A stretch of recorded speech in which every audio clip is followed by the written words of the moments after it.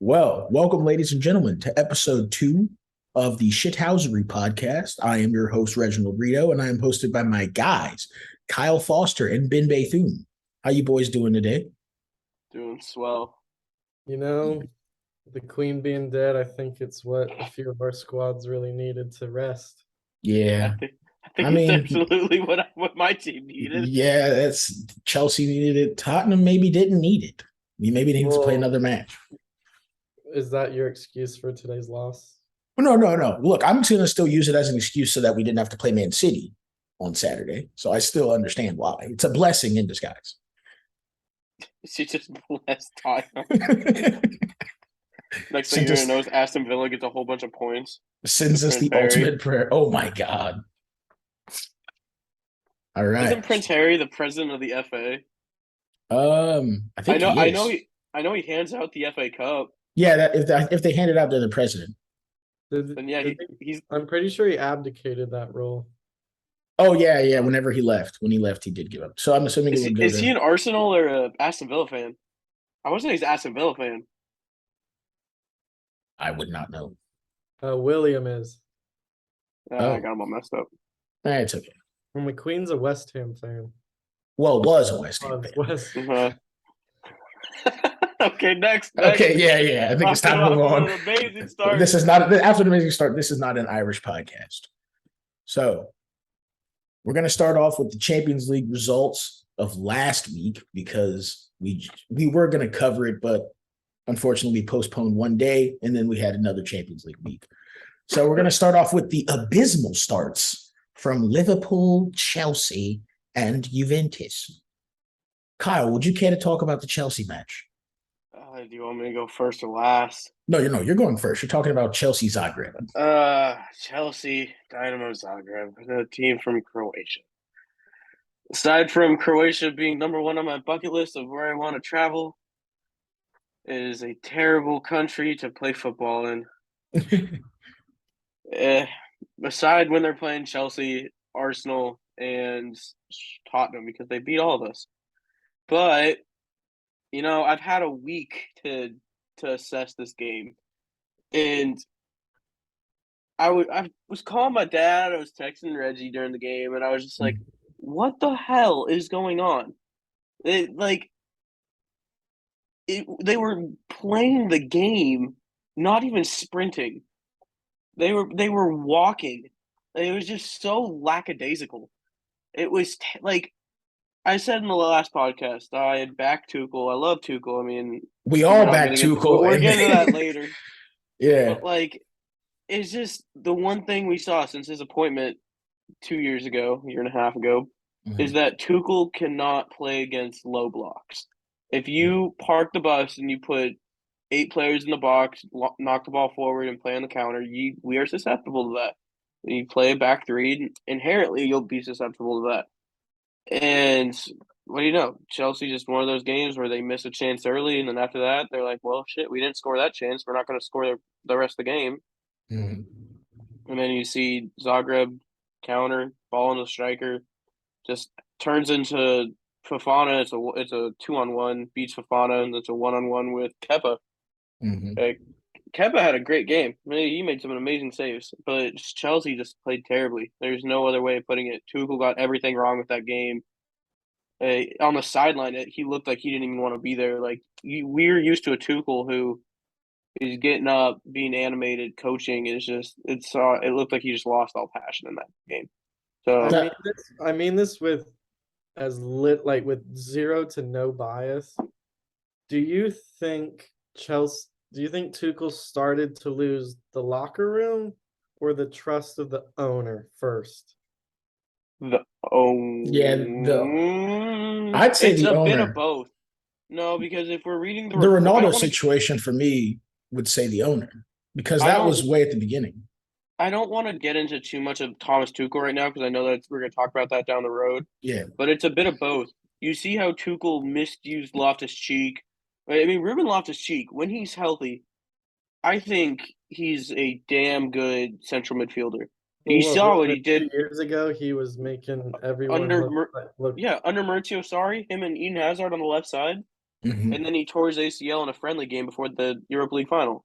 Mhm. Like, if Ruben Loftus-Cheek doesn't get that injury, he's starting in this team week in, week out. And because he gets that injury, he's a squad player. And you see Tuchel use him as a wing back, as a center back. We saw that in the FA Cup.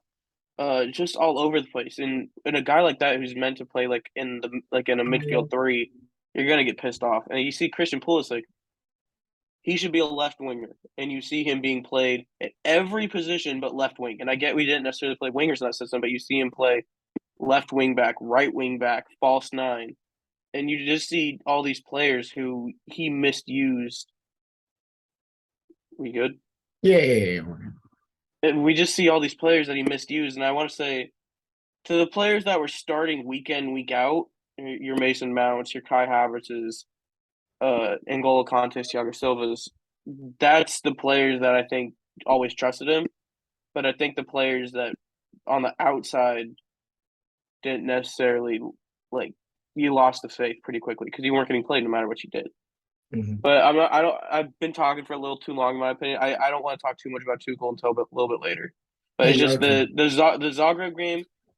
I don't think that he was fired before the Zagreb game. I think I'll get into that later. But it was just a terrible game. Everything completely lost the battle, tactically, We mentally, everything with it. we'll definitely get into that because I Yeah. definitely want to talk about what Bowley had to say today. Mhm. Hmm. But we'll get to that when we get to that. Yeah. Yeah, We'll I get agree. we'll get to the sacking a little bit later. So now I'm going to pass it on to Ben because this was abysmal.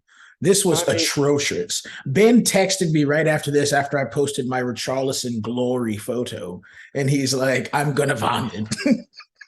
See, there's I- a reason I say why Reece James is the best right back in the Premier League. And why I say he's England's number one. Just watch some of those highlights and see how terrible Trent was. Crossing Look. Merchant. Oh, Look, as much as I love my team, I know when to take a loss when I see it. I mean, credit to Napoli, they tore us apart. They how I looked at feel our about the game. Zagreb game. They looked at how we played, just like Ten Hag did, and Mhm. sort of used it against us. Yeah. Because Liverpool got too comfortable being the masters of the 4-3-3. Now Whoa. Pep Guardiola. two teams are good at it. But Klopp got it done first. We can agree with that. In the Prem. I see your lip moving. His quiver. Oh, let's keep going. Anyway, Napoli just right off the bat set the pace, and we were not ready for it. You saw Trent wasn't ready for it. You saw Van Dijk wasn't ready for it. Gomez was absolutely not ready. I don't know why I would have rather had anyone else except Gomez in that day because apart from Becker, everyone had a shit game, like a really bad game. Mm. Like I don't think I've ever seen Van Dijk play that bad. I've never seen Trent play that bad. I've never seen our front three play that bad, ever, ever. And, but as disappointed with the result I am,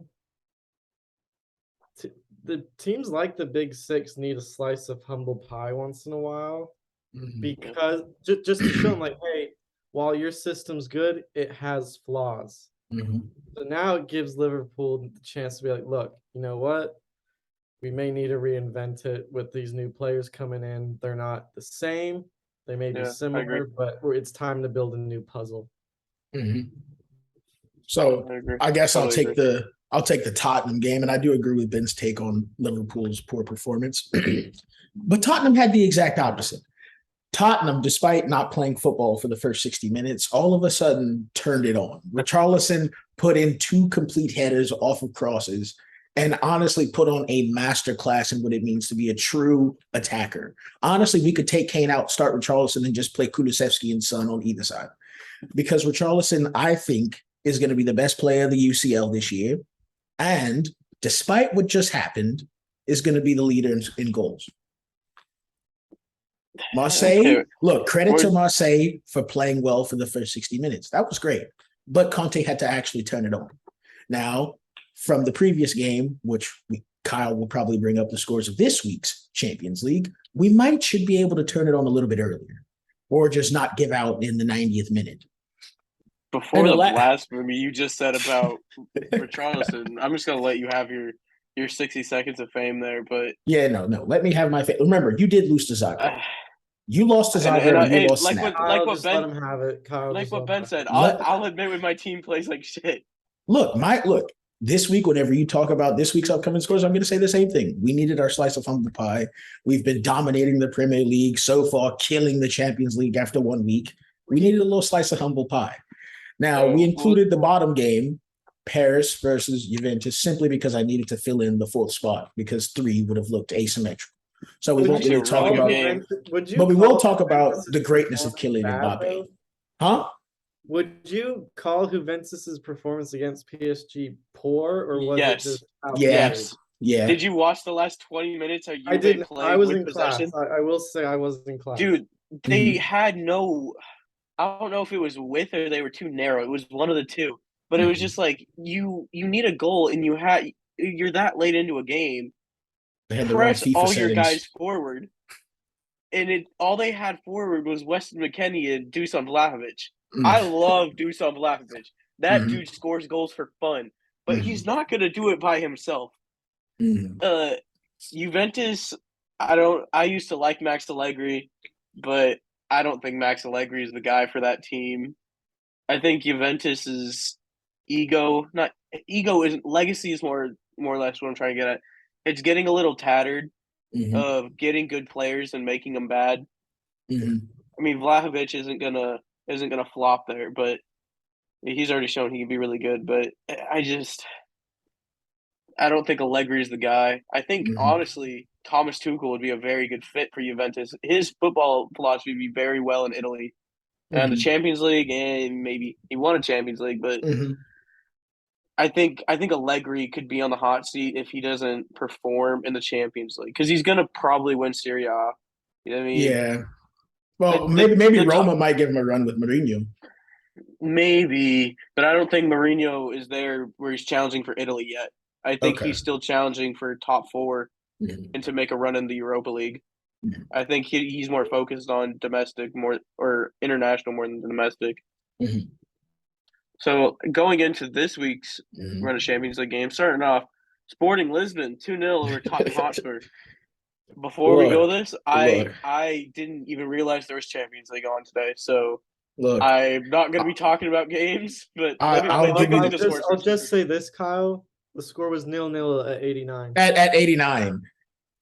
So I'll give you the breakdown. Hotspur, it's happened again. Look, it's happened again. Look, yes. Happened again. Oh my god! It's happened again.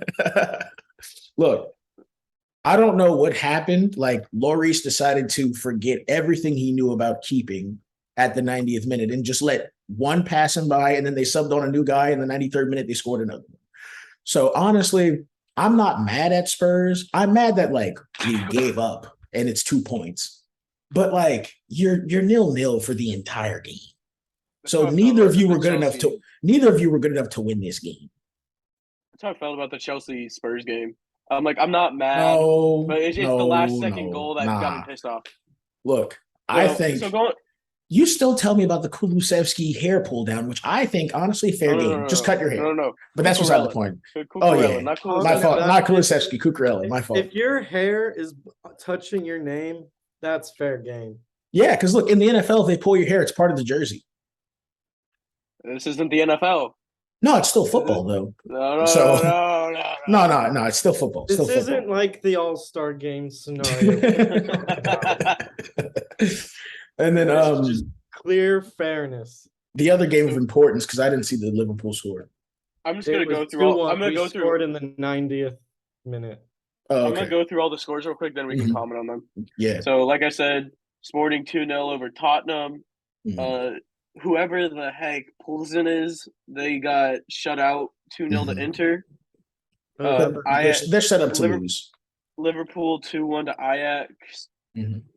Porto or Club Bruges 4-0 over Porto. Have you Jeez. seen Group C standings? No. No. They are it's Bruges and Leverkusen leading that group. Wow. Wow. They're in the same group, right? Yeah, I think I so. think.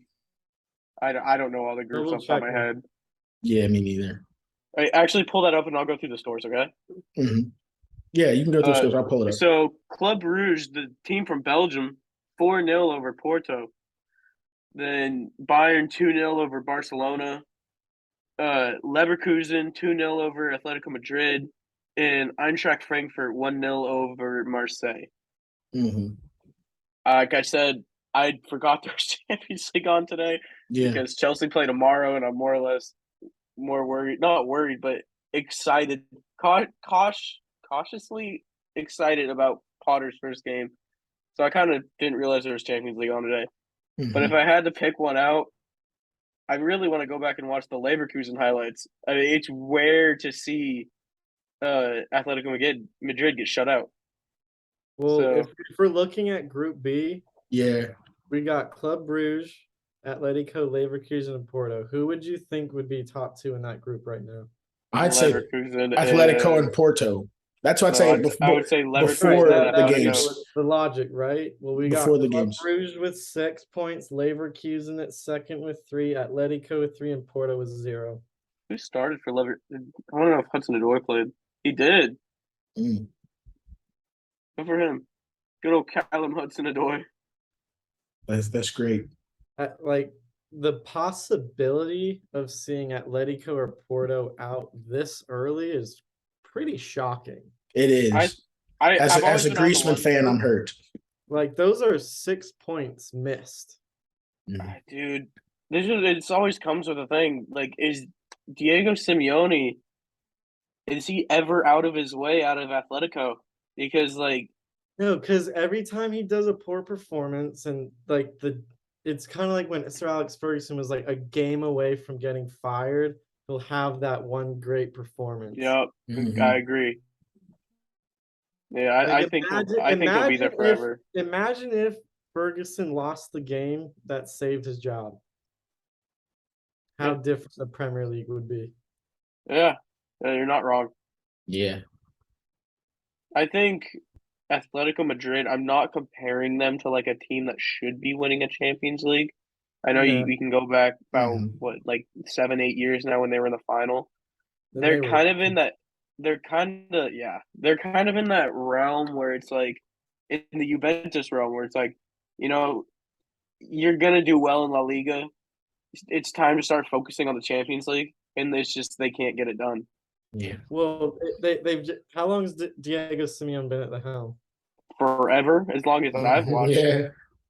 Like let's say early 2010s, right? I'll look it up real quick. Do you want to know the exact number? Because it's been forever for me. I'm interested to see the exact number, but let's say he's been around since at least the early 2010s. Yeah.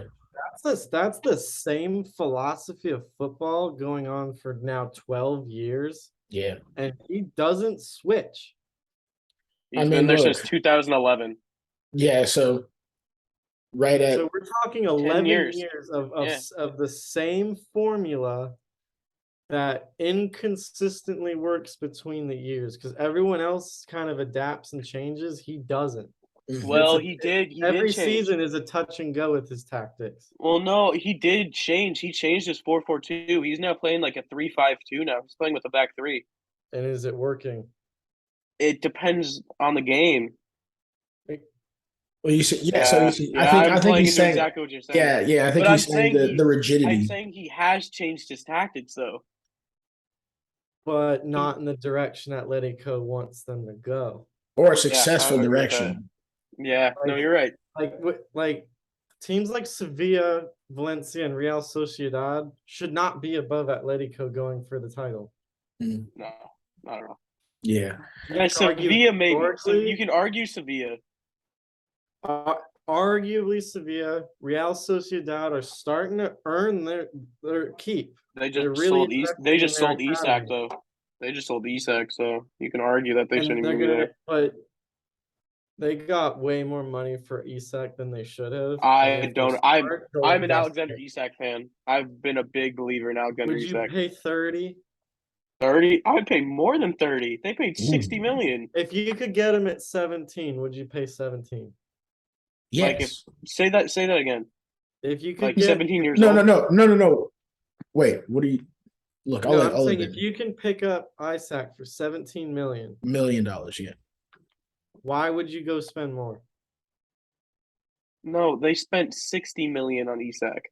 I know. So Yeah, if no, he's saying his worth is $17 million. And I'm 30 would yeah, have been overpaying. So why would you go over the 30 and pay 60? I just don't agree with you. I think he's worth the 60 million. not right now. Look what he did in his first game. He basically bagged a brace. Yeah, but then Yeah, okay. Then you're saying Next Richarlison's worth question. 60 million. Next question. Question, No, do you so think hang on. Richarlison's worth that much? Because he just scored a brace in his first real Champions League I'm game. not saying I'm not saying scoring a brace gets you 70 million, but Alexander Isak, what is he only like 23, 24 years old? Yeah, but gonna Richarlison's, be- I mean, look. I think I'm glad this was brought up because I think a lot of football fans like value on players has been very skewed by how much United overpays. No, With it's ever since the Pogba buy that set the market on fire. That 100 million for Pogba, like what, 10 years ago now? No, not Yeah. that. It's like maybe 7. Mhm. That's when we start to see market inflation, and then you can Right. say that led to the 250 million Neymar buy. But you're dealing with PSG, who don't like money isn't a thing to them. No, it's just Right. printable. So Yeah. if you're Real Sociedad being given 60 million for like a 20 million player, I'd invest the hell out of that. Oh yeah, no, I Mhm. totally agree. La Okay, Liga, yeah. I think we're in agreement on that at this point. So now the coaches who don't adapt, Thomas Tuchel has officially been sacked from Chelsea Football Club and replaced by a certain Graham Potter. Now, I will say the key factor in this is the rigidity of Thomas Tuchel never wanting to change formation and never wanting to accommodate the opposition. Graham Potter, you go out and get the exact opposite. Every game, it could look completely different based upon who they're going to face. And I think that this is an expert hire by Todd Bowley. And I think that it was more than enough time to get rid of Thomas Tuchel. But I'll let Kyle take this spot because obviously he was crying. He was saying he was very emotional. Then again, Tuchel did bring them to a Champions League. Well, that's what he said. He was very hurt, very hurt. Someone did their research for today's pod. Well, no, I have to up my ball knowledge. Research. I'm just saying. That's like crying over a girlfriend you dated for 6 months. Ben, your picture just changed. I know. I had to grab something. Yeah, no. Don't worry about it. I think I'm a time traveler because we record the pod Monday night. Then that night I wake up randomly at 4:30 in the morning to check my phone, and I see Thomas Tuchel's been fired. You woke up that early too, right? Yeah, I saw you text in the group chat, and then I was just up ever since. I couldn't go back to sleep. Mm-hmm. Like for some reason, I was like, something doesn't feel right. Yeah, I heard the whistle on my phone. God, dude, it was terrible. But if you go back and you rewatch last pod, I want to get a counter of how many times I said 2 things. I backed Thomas Tuchel and how much I like Graham Potter. It's a lot. I'd bet the over on 10. Mm-hmm. I clocked it at 54 minutes. I went on like a 10-minute rant about about how Graham Potter would be perfect for West Ham, which I still think he would have. We'll get into Potter in a minute. We'll talk about Tuchel second. Yeah. But I was gutted. This dude it's like Thomas Tuchel encapsulated everything Chelsea under Abramovich wanted to be. Mm-hmm. I think Thomas Tuchel, as far as Chelsea cult heroes, he's right under Mourinho. I would say he is right under Mourinho. as far as how much the fans love him, aside from like a few, how much he got along with us, the performances, Thomas Tuchel was like in love with this club. He loved everything about it. So it sucked. It sucks to see a guy who, I mean, as Chelsea fans, we're so used to hiring and firing as soon as results go down. When you see Abramovich just cutthroat. Like I saw this one picture I didn't send it to the group chat, but I saw some picture, and it was a split. It was halfway down Bowley's face, halfway down Abramovich's face. And it said, "You killed the man, but you didn't kill the idea." Yeah, no. But that's not the idea between hiring and firing, between Tuchel's fire. I think to what Reggie said, his tactics became stagnant, but tactics weren't only the thing. You see this heavy reliance on playing the 3-4-3, the 3-4-2-1, whatever variation of it was, and it didn't work. And Tuchel, you see the same subs coming on at the same minutes, being very stagnant. He's not proactive. He's saying we're going to tactically out masterclass this person, but if this person does it to me, I'm just going to stay with my tactics because I'm just better than them. It's stubborn. He's being stubborn. Mm-hmm. And I think on top of that, you see the reports coming about how he just wasn't good to work with. Him and Bowley didn't necessarily get along. Mm-hmm. Bowley kind of wanted Tuchel to be an interim director of football, which to like American fans is more or less a GM role. Mm-hmm. Tuchel didn't want that, which is weird because you see Antonio Conte get fired over that. You see Maurizio Sarri, essentially, he wanted kind of that power, but there's also a lot more stuff going on there. You see Mourinho get fired over that. And Tuchel, the first Chelsea coach to get that power, no, I don't want that. I just want to be a coach. So it's an odd situation. And there's also the reports about him and his divorce coming out, and then some of the players not necessarily liking him, and that he got really more or less mean to players on the pitch in the training ground. It just seemed like he halfway lost the locker room, and he halfway Lost lost the the trust of ownership. the owners. Yeah, lost the Mm-hmm. owners. You see it happen when businesses get taken over. Mm-hmm. People want their guys. They don't want what was left over from the Mm-hmm. old regime. They want their guys. And I think what Bowley said today, he goes, Thomas Tuchel is a brilliant tactician. He's a smart guy. He knows how to coach, but our long-term plan didn't align. How he saw what I wanted was different than what I wanted. And I think if it comes to that, it's just downhill. So Mm-hmm. it's cutting it off early, and you got to hope for the best. And I think we really seriously started looking at Graham Potter when we signed Mark Cucurella. And apparently, there's rumors that that's really when we started looking into Graham Potter, is when we started going in for Mark Cucurella. Mm-hmm. So I don't like. It's not that I don't like. I get when people say, "Oh, you spent 250 million in the summer and you sacked the manager." If you got the money to spend, you got the money to spend. Yeah. But These big and- six clubs don't really worry that much. But with that being said, bringing in those players are assuming they're playing under Yeah. that coach. Mm-hmm. Mm-hmm. So now you might have those signings at the end of the season be like, hey, this isn't what I was promised. Mm-hmm. What are you going to do to fix it? Or what are you going to do to send me off? Yeah. Yeah. I don't want to I be think here for the plan that I was promised that isn't here. And you can I see think that. that this summer is going to be a weird one. Mm-hmm. I was going to say that you But- can see kind of like from Ben's perspective that the money would be a waste because in the sense like, yeah, you Because sign my team follows such a strict Mhm. budget. Mhm. Like we do not budge. Mhm. FSG will not let us budge. Mm-hmm. But what I was saying is you could get that cognitive dissonance between the players where you're brought in for the Tuchel system, you get there, and all of a sudden it's the Potter system and you don't fit. And so now you essentially wasted this money on that player, and now they're getting ready to leave. And so either the players adapt to the Potter system or you're going to see another mass exodus and another overspending season by Chelsea. I don't think that Potter is in the hot seat at all. No. I don't. Potter was thrown into this situation. Yeah. I think a big part of Potter with this hiring is that I don't know the exact numbers, but Chelsea spent around more or less 50 million on under 23 guys. Mhm. You see them bring in the American goalkeeper Gabriel Slonina. You see them bring in the Italian wonder kid from Inter, Cesare Cassade,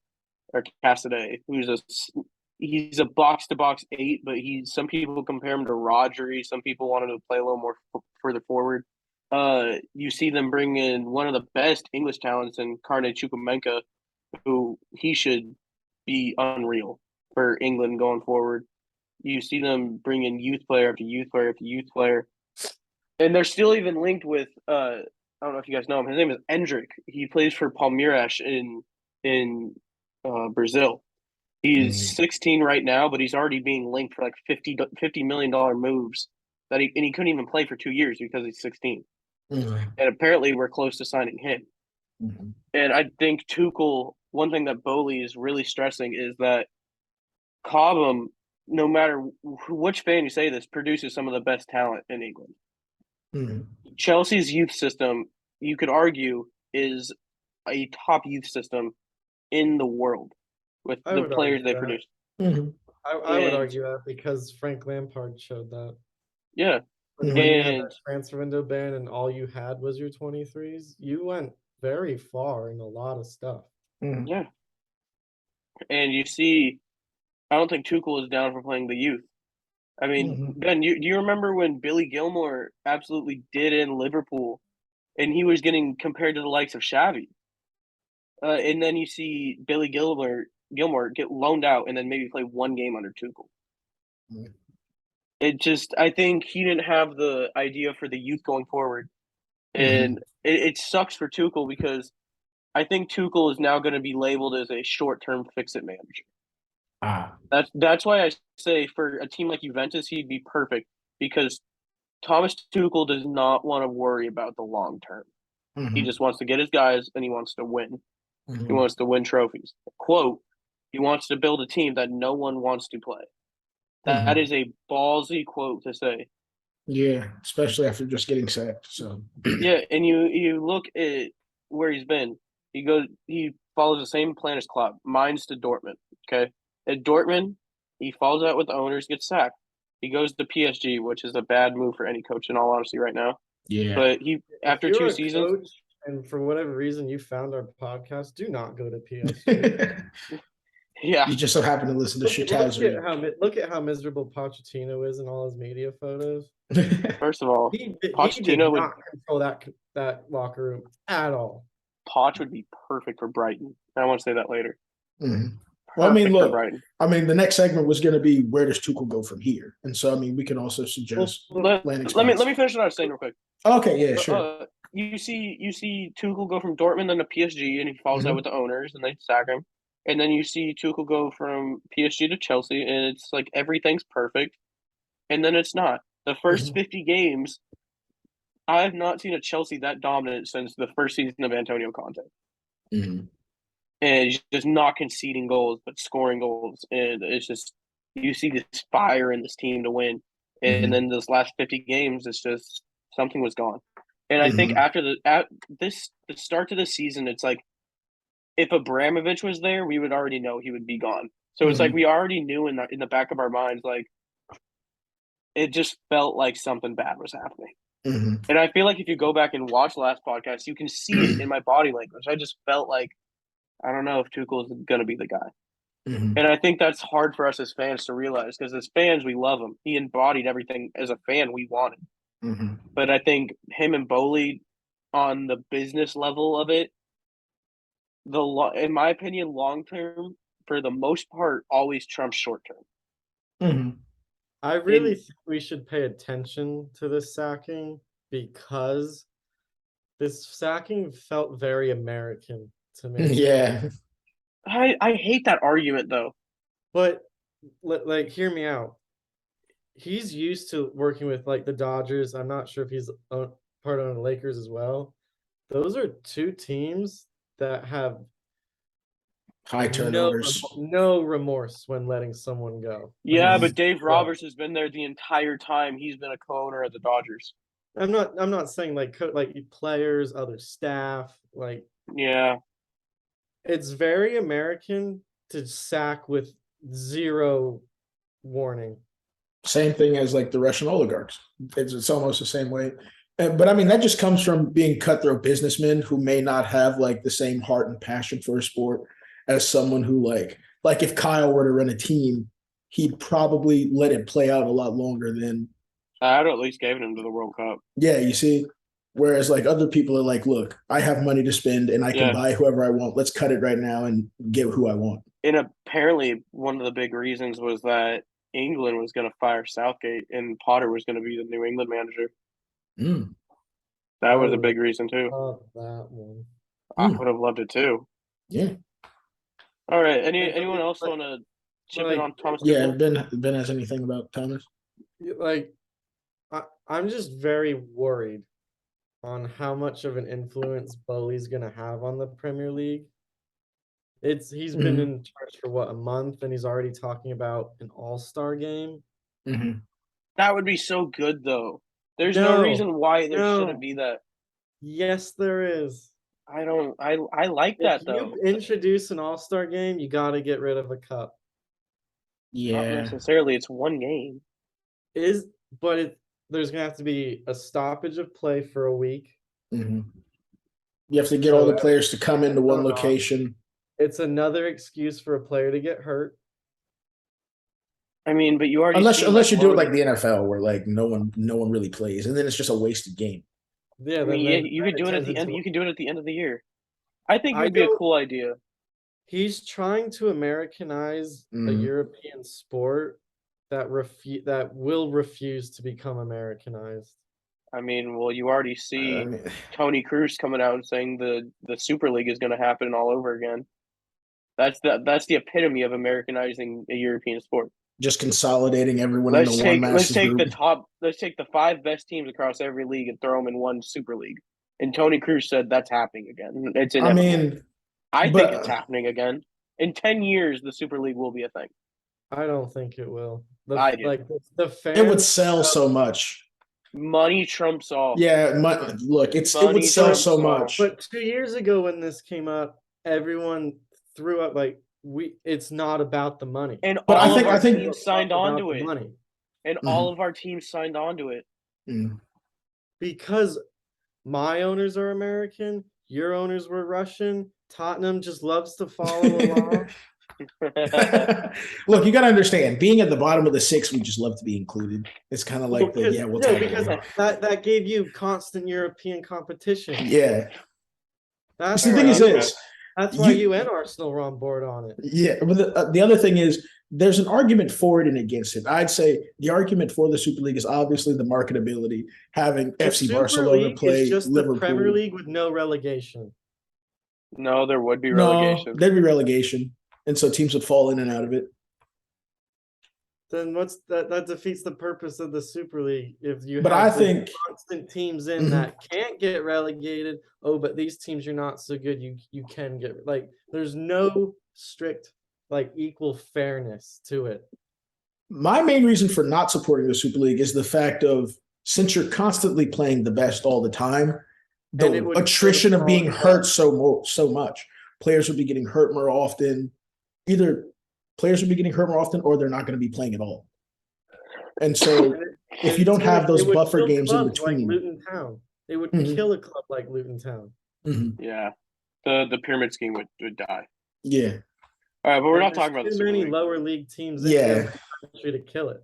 Yeah, we went off on a little tangent, but it's time to move on to Ronaldo and Ten Hag. Is there a storm brewing in Manchester? I like it. We're doing this a little out of order. Shouldn't this be directly going into the Potter hire? It should be, but no, we're taking a sidetrack. We're going to the Ronaldo and Ten Hag situation. Trouble in Manchester. You've talked too much about Chelsea. Time to pick a new topic. Ben, you're going to be leading this one.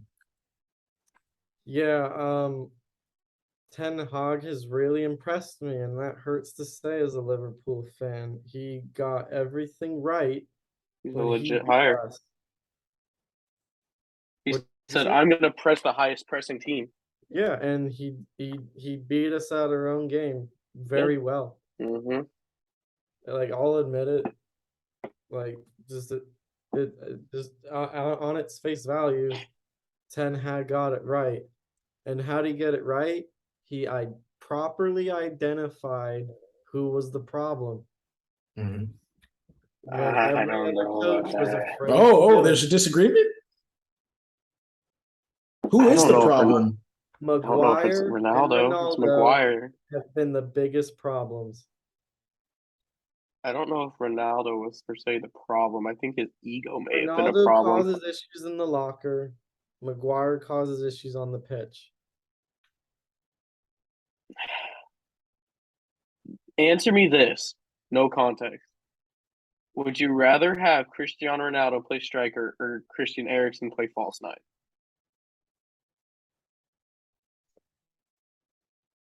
Eriksen at false nine. That is a complete lie. That's a It's a fabrication. lot. Yeah. I don't know. I don't think you're telling the truth. Everyone would want Like, are we Ronaldo. looking at Ronaldo right now? I would buy Ronaldo. No, as a Chelsea we're fan. saying again. He framed the question by saying no context. Therefore, it wouldn't matter if it's Ronaldo right now. You're just saying Ronaldo at your striker or Eriksen your false nine. I just know what Eriksen's capable of in a set play. So do I. Yeah, But I think we also all know what the ability Cristiano of Ronaldo Eriksen. is also as well.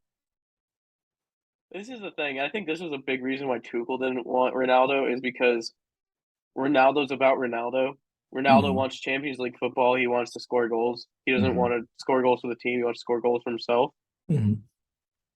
And I think a Just big to win reason that Ballon a d'Or. big talking. I don't think I can answer that question without context. I think Mhm. Ronaldo.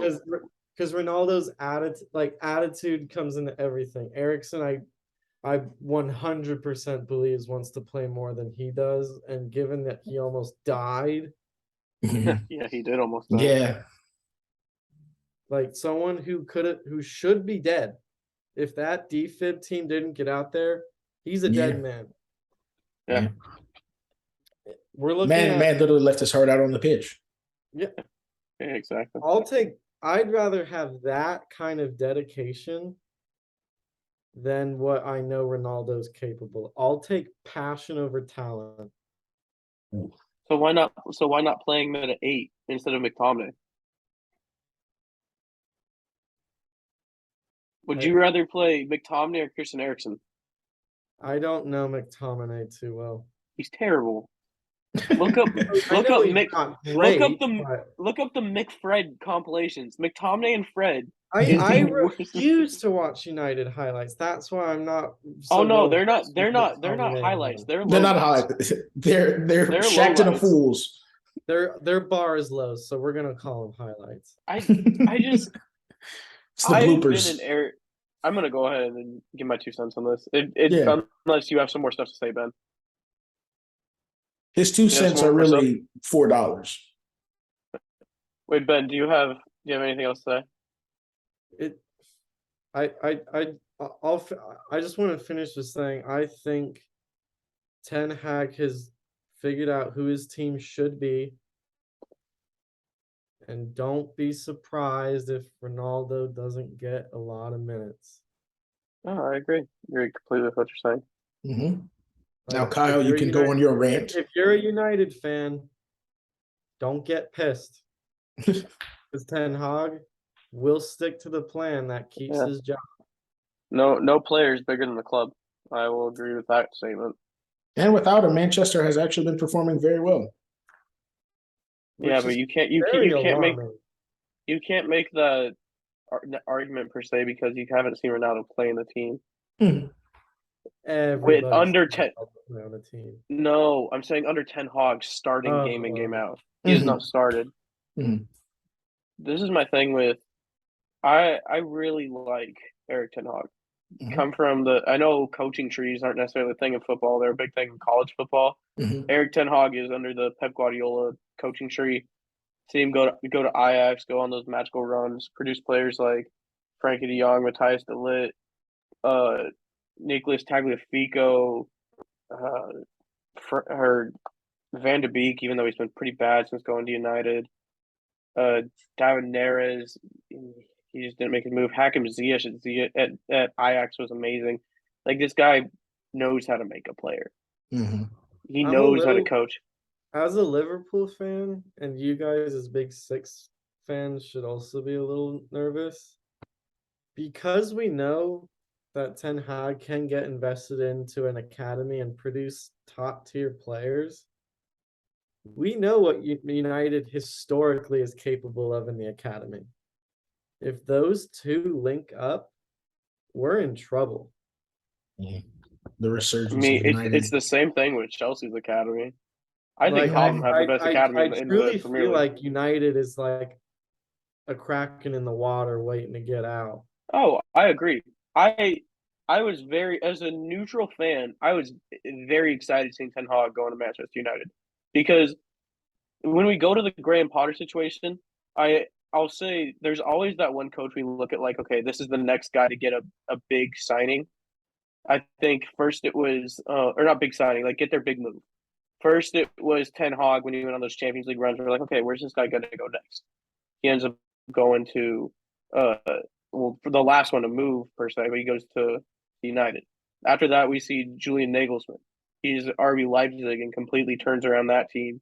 He's what, 31 years old, and he's just a tactical genius.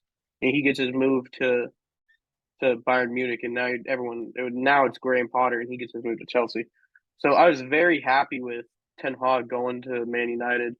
I love his tactics. I would have liked it when we were looking at a coach before when we got Tuchel. I know Ten Hag was in the running, and I would have been very happy with that hire, not knowing we would go on to win the Champions League and all that. But it's just weird. You can't deny that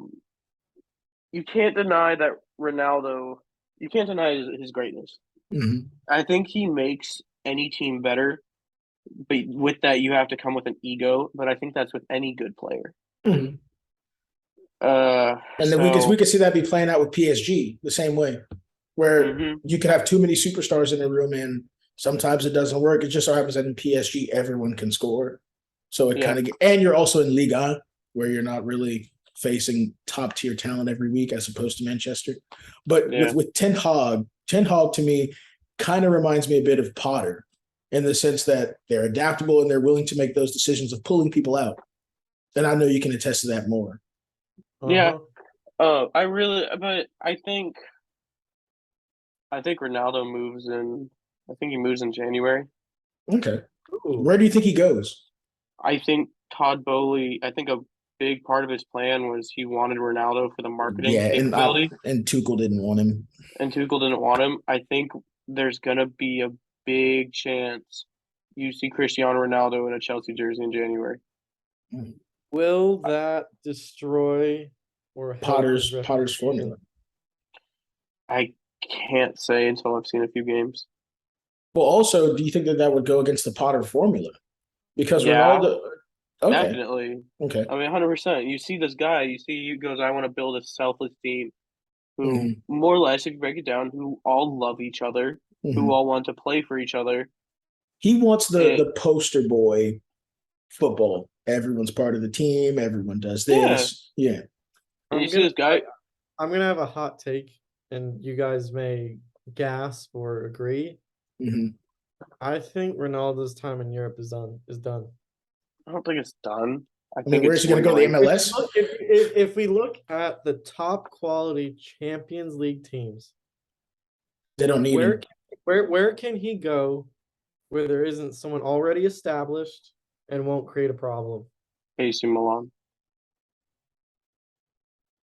Giroud's leaving soon. He's 34. And then Rafael Leao is most likely going to Chelsea. Think he'd go back with a 38-year-old. Yeah. Well, this is what I'm saying. If Rafael Leao leaves and goes to Chelsea, which is probably our number one target right now, I think Cristiano Ronaldo is the prime target to replace him. I think Ronaldo will either go back to Italy, go to the MLS. I don't think he's going to the MLS. I think he has 2 more years in Europe. I don't see a system where he would walk on and not create an issue. Like when he came to United, that completely blew up Bruno Fernandes's whole Fernandes. Bruno Fernandes. Like we can agree with once he came in, Fernandes almost people forgot he was even there. Yeah, Bruno went invisible for a while. And Well, if he went were- invisible until if Ten he were to Hag go got to here. Chelsea, if he were to go to Chelsea, Kyle, you know better. Who would he replace?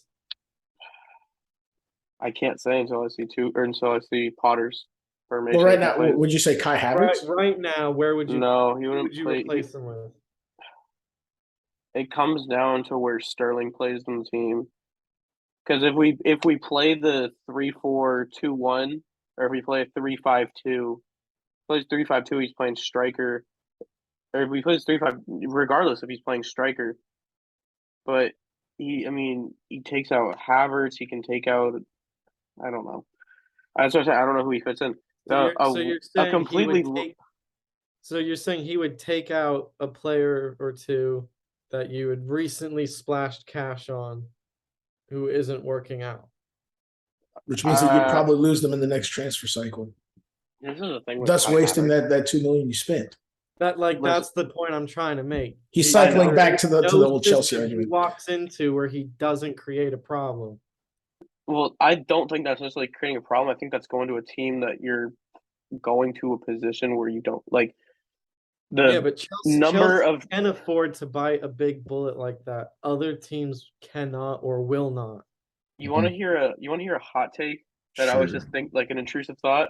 Sure. So we saw when Chelsea were going in for Aubameyang, Mm-hmm. a late team to join that race was Manchester United. Chelsea ended up going for Aubameyang. We get that signature, more or less a Tuchel signing. Then he plays 54 minutes under Tuchel and goes to the bench. And the next few hours, you rebuilt the Dortmund team for 58 minutes. You had Aubameyang, Pulisic, and Tuchel. Yeah. So hear me out.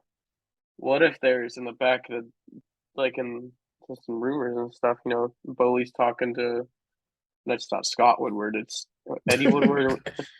It's some Woodwards. The guy who runs Manchester United. Mm-hmm.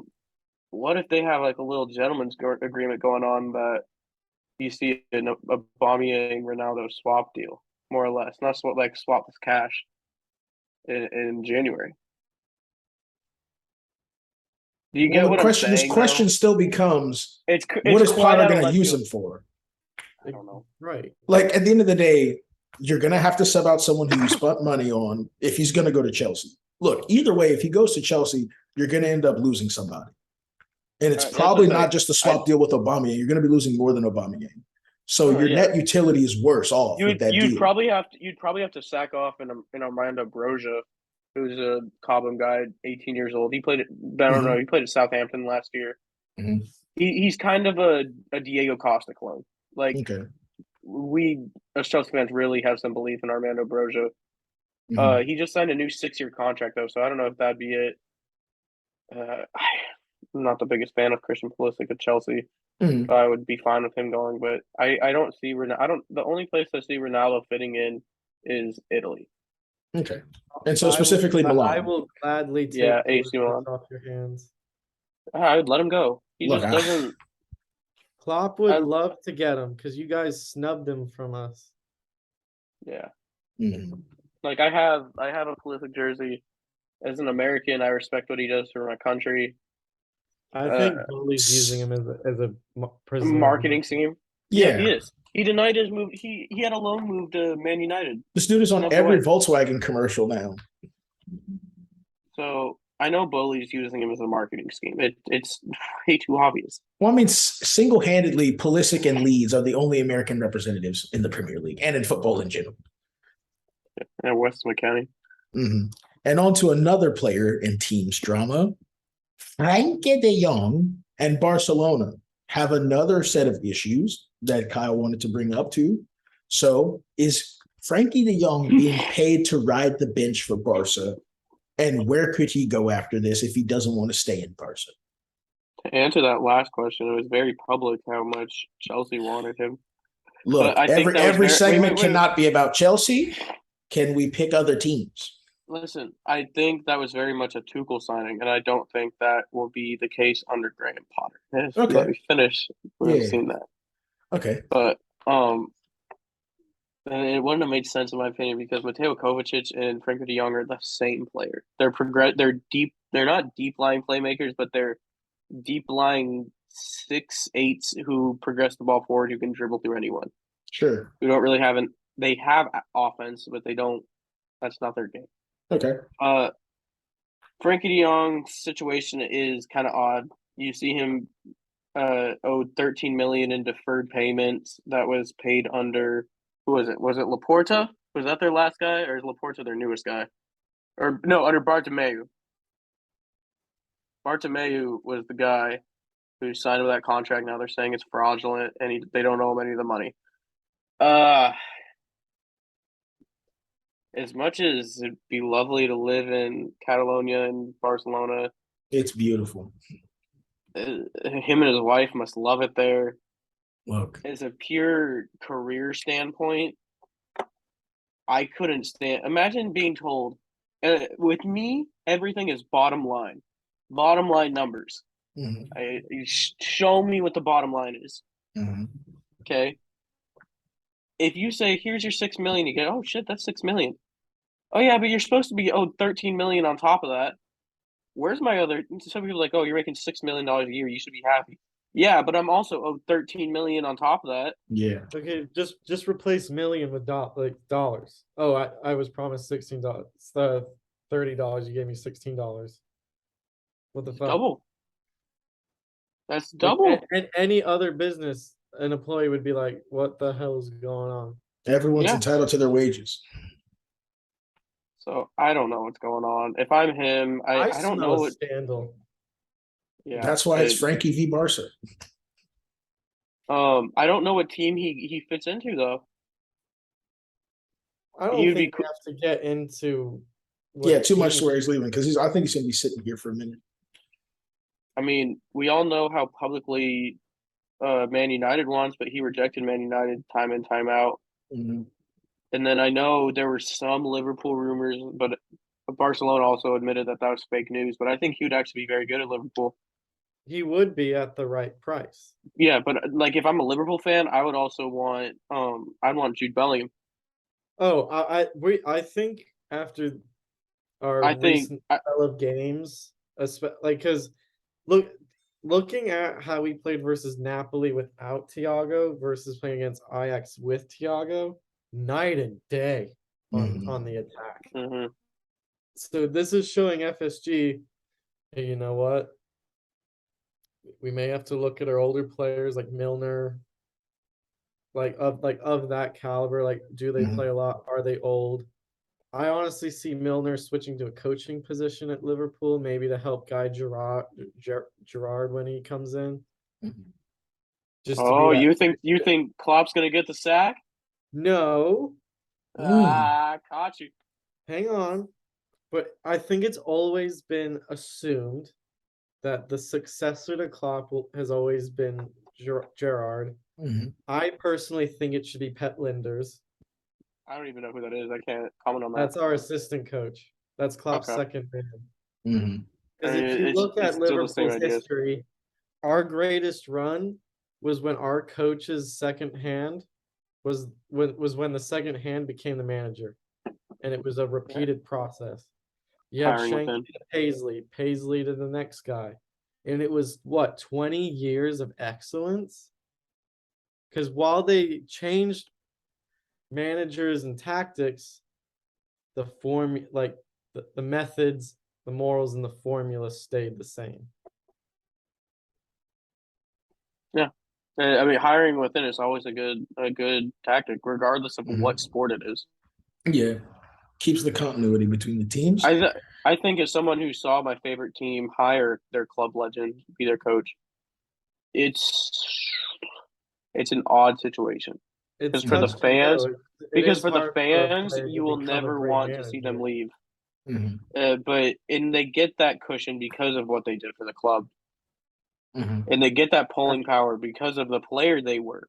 Mhm. That's why Ole Gunnar Solskjaer stuck around as long as he did, because the players remembered him for the 99 goal, not as the shit manager. Mhm. Hmm. So Like you see that circling back, Frankie De Jong, is he leaving or is he staying? probably staying He's unless he gets staying. forced out. Okay. He's Unless he gets staying. forced out. He's staying. But I think under ominous circumstances. Okay.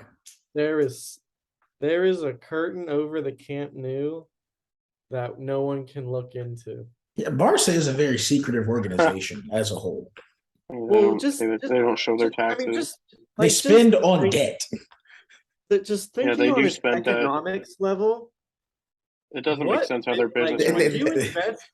would you invest in a business that is bankrupt over $1 billion? The Are thing you is trying? this: Are you they're trying like to allude at Spotify? the thing is this: they're a bank. They're too big to fail, and at this point, they're single-handedly holding up La Liga minus Real Madrid. Yeah. I personally think that this financial situation could possibly kill Barcelona if this fire isn't put out. Yeah, definitely. I mean, that's Yeah. a valid point, but Because debt you're gonna see doesn't care who you are. Mhm. And if you owe a bank money, they're getting their money. Yeah. This is the thing. I feel like we'll be talking about this for the next 5 seasons, and magically you'll just see Barca just spending more money and just finding more loopholes. I mean, look, they're already spending on debt If I'm currently. bankrupt $1 billion, You're closing up and shop. I'm looking, hey, we just spent a couple $100 million on transfers. I'll be like, where's that money coming from? Like, Because I don't need to add to this debt. hear me out. We're not talking about Leeds going bankrupt and going down into the lower tiers of football. We're talking about Barcelona. Yeah. Historically, you can argue the best team ever. Yeah. Most well-known, most marketable, most everything. They're the most well-known football club in the world. Yeah, I mean, aside from Man United. If you don't run I your think they're bigger. finances correctly, you will no longer exist. Oh, 100%. Oh, It yeah. was way easier to deal with finances in the 50s when players were 500 quid, maybe.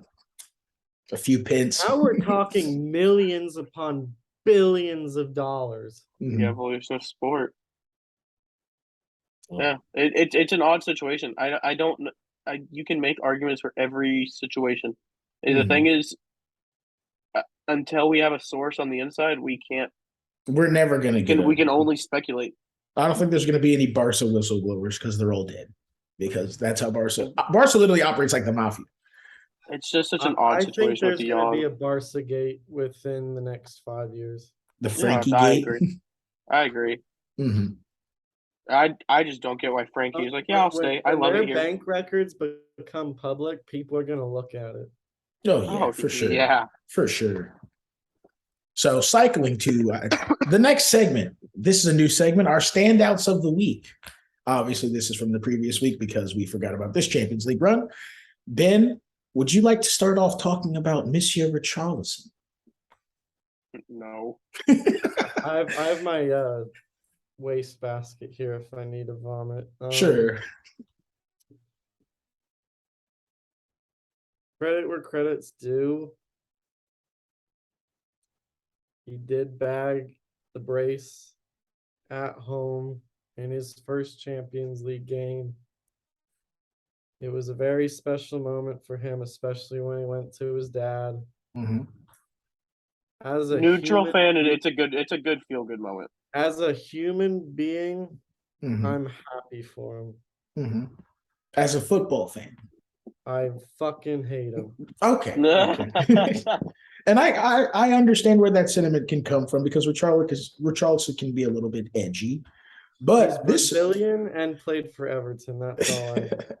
Nothing against Brazilians. I just don't like. There's no Brazil slander around here. I just don't like if you get tapped on the nose, you're clutching your knee. Look, maybe they feel the pain. But so now it's time for me to have my Kyle Chelsea moment. Richarlison has proven that he perfectly fits into this club, and he's proven that Son is replaceable, although I'll never think we're going to get rid of Son. This dude compares Son to Richarlison. Yes, because I hate Spurs, but I will willingly say Heung-min Son is a top player in the world. Heung-min Son is a top player, but right now he's underperforming. Heung-min Son hasn't gotten nowhere. It is week 4, but you have to understand they fired their coach at week 2, essentially. So no. We gave him 7 games. We gave him. Okay. 7 games that you won none. So okay. Oh no. We won 3, tied 1, and lost 3. That's bad. You drew with Spurs. Terrible. You drew with Fucking Spurs. won that game. We won that game. You didn't win the game. We're not going to go over that again. No. You know who won that game? Anthony Taylor won that game. Anthony Taylor is a part of next segment. And so next game, so Richarlison, national treasure, gonna love him forever because he's just that great. Scoring a brace in your UCL debut, hard to do, especially at Tottenham. Now we're gonna go on to Lewandowski. Under Antonio Conte. Especially under Antonio Conte. Yeah, especially under Antonio Conte. Now we're going on to Lewandowski. Kyle, you want to Lewandowski. Kyle, you want to take this one with his 5 goals? 5 goals in all comps or 5 goals in the Champions League? 5 goals in Champions League. Like I said, forgot there was Champions League today. Mm-hmm. So if they played, didn't know they played. Mm-hmm. But it's Robert Lewandowski. He's a top player in the world, and he's been disrespected by not getting a Ballon d'Or for how many seasons now? And that's going to be a big question. The fact that he's not in the short list of Ballon d'Ors this year, despite what he's doing. Anyone that says Robert Lewandowski is not a top 5 player in the world does not have their ball knowledge right. He is. Ooh, I see some questions coming on the side. Like I know I was very radical last week saying James Ward-Prowse has the best free kick in Europe, which I still stand by. That's a horrible take. I'm sorry. It's definitely up there. No, it's the best in Europe. The best. Lewandowski is a top 10 player for me. I don't think he would make my top 5. Who would you rather have, Karim Benzema or Lewandowski? Benzema.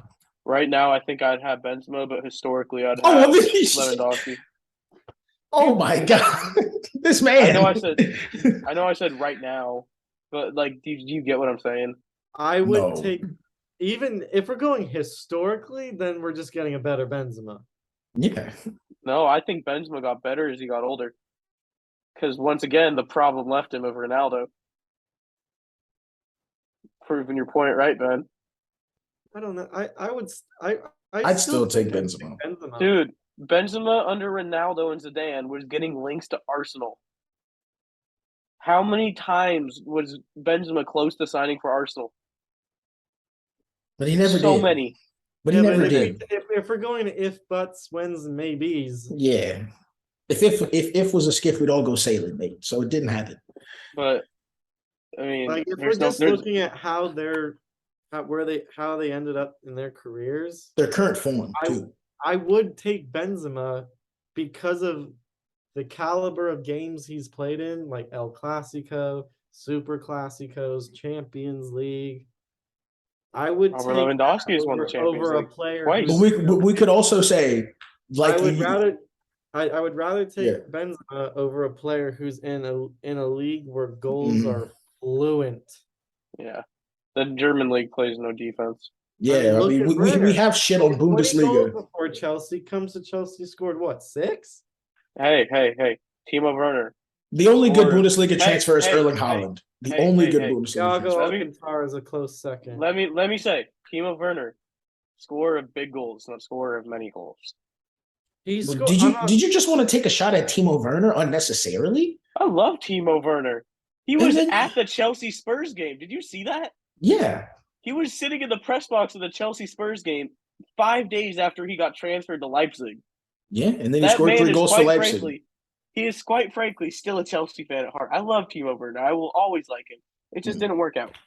And it happens to players. Sometimes just the move wasn't right. Mm-hmm. But UCL performers, I'll give you my answer. Mm-hmm. Don't know exactly if I'm saying this right. The head coach of Dynamo Zagreb, Ante Kacic. Dude, game plan completely right and got Tuchel a sack. We could also say Napoli too. Beautiful plan. Who's the player with the tattoo on the wrist? Simeone's son. Oh, Simeone's son. I don't know his first name, but I know it's his son. Stand out for me. Mm. Yeah, like good human moment right there, like what you're saying. Yeah. Aside from that, I forgot there was Champions League today. Yeah, besides. So now we're going on to the free section where if we want to bring up any new topic, we have 30 minutes. to bring up anything new. Let's talk about the Graham Potter situation because Okay. we're supposed to talk about that. No, Let's talk about how we feel about that. we're beating a dead horse. We kind of are because we've talked about yet. We No, need to see him manage. we talked about game. Tuchel sacking and Graham Potter. Let's give a 5-minute section about how we each feel about it. All right, let's put it up to a vote because there's an odd number of us. Well, Yeah. okay, fuck Would you we guys. rather Let's do talk something else. about Graham Potter Okay.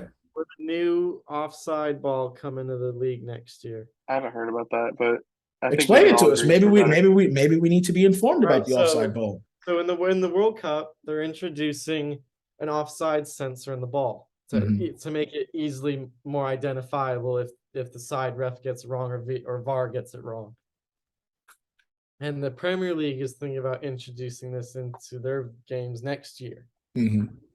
Will this help fans accept VAR more, or is it another thing that can possibly get read wrong?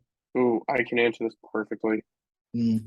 European fans will never fully accept VAR. Yeah. It is quite a radical change for European sports. For American sports, we all have to get. We're all used to the it. video replay.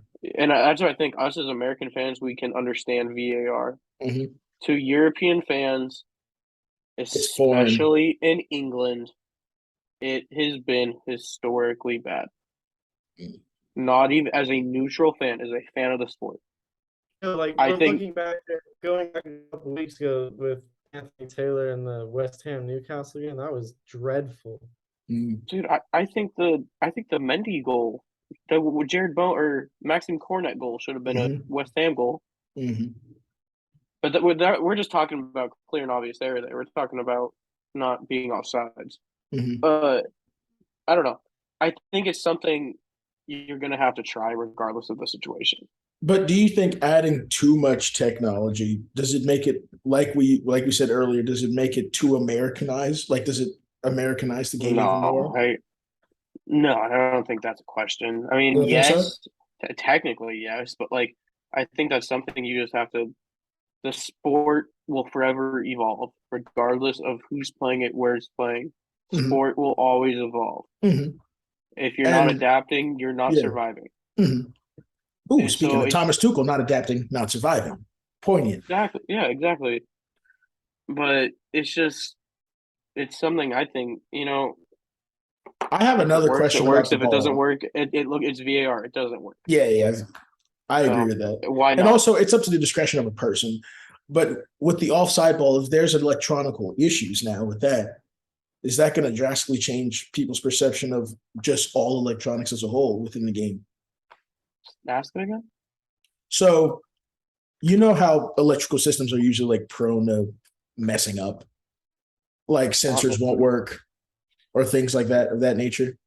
It's that high of a caliber? No, I don't. Okay. AYSO backyard, of course, yes. Well, another thing would come into the play. Does that eliminate the sideline coach too, or the sideline ref, not coach, the ref? No, because they'll still be used, and there'll probably be at the end of the day like a rule implemented that like the VAR ball says it's this, but the decision is still up to the referee. Do you leave it up to the ball or the referee? I would say the ref has the final decision. But isn't he sometimes on offside? He could be behind the play, and since the ball is there, I mean, do we still leave it up to the discretion of a person who would be behind the play? I don't know. You can argue it both ways. Mm-hmm. That's where it's gonna get dicey. Mm-hmm. Yeah, I don't even know how to comment on that. Mm-hmm. I think it's just something that you have to try out. You can try it out. Mm-hmm. I think you might have to do a thing where. Huh? I said I'm interested to see how it would play out, especially in the Premier League. I think a cool thing that you're gonna say it's Americanizing the Premier League, but you see how the MLB the shift practices all their rule changes they practiced in the minor leagues a year or two before. Oh, so you think you tried in like the championship and tried in the championship? Yeah, Mm-hmm. Why not? See how it affects it there. Mm-hmm. But I think, like Ben said, they're going straight up to the Premier League next year. So Yeah, you're also You talking really- about professionals versus not amateurs, but like developmental the players. developmental players, yeah. Well, Yeah. boys, I think that's been a good session. It's been Can good we talking talk to about? Can we talk about the Graham Potter you. situation for a little Look. If we promise that's the lead next week, can we do that? Whatever, sure. All right, so as you I've been well wanting to talk now, about. I've been wanting to talk about this for a week now. You're making me wait another. well, look, you made us wait. Yeah, but now you'll have a game with him under your belt. I Yeah. think. Yeah, you'll have a Champions League game, and All then right, probably a PL match. I'm just excited. Like as much as I love Tuchel, I've said it multiple times. I'm a big fan of Graham Potter. I believe in him. It's like his whole career has been a football. It's like it's been a football manager save. His Okay. first head coaching job was what Leeds University. Then he goes to Sweden, and then he's the Ghanaian women's national team. Like every team he's gone to has just been an odd team, and he just makes them good. So Yeah. I'm excited. You're I excited, really am. as most Chelsea fans should be. Ben, any word for Liverpool fans? Stay optimistic. I truly believe that while it is unfortunate that the Queen passed away, we need to take advantage of the time off Yeah, as we know, I know we play today, but just taking the rest of the week to train, focus on themselves, and just be ready for. there was two things I wanted to say real quick. Mm. Saying with the break. Is it Graham Potter related? No. Okay, fine. Well, one of them kind of is. No, between the last preseason game, the one in Florida versus Arsenal, and the first Premier League game, there was 20 days. Between the appointment of Graham Potter and his first Premier League game is 21 days. The dude's getting a preseason. Mm-hmm. That's great. But aside from this, I want to ask you guys, where do you think Thomas Tuchel goes next? Because I know you asked that and we didn't really answer that. I thought we did. You said Juventus. He said I said Juventus. He's going to take the rest of the season off and see how the market looks in the summer. He's going to work on his divorce and then find a new spot.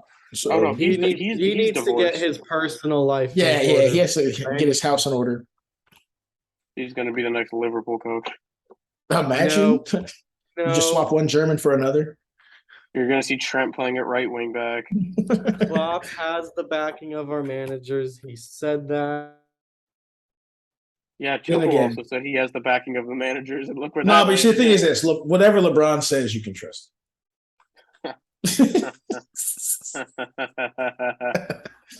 Well, it's been an exciting chat with you guys. As always, this is the Shithousery Podcast. I am co-host Reggie Rito, joined by Kyle Foster and Ben Bethune, and we will see you guys next week.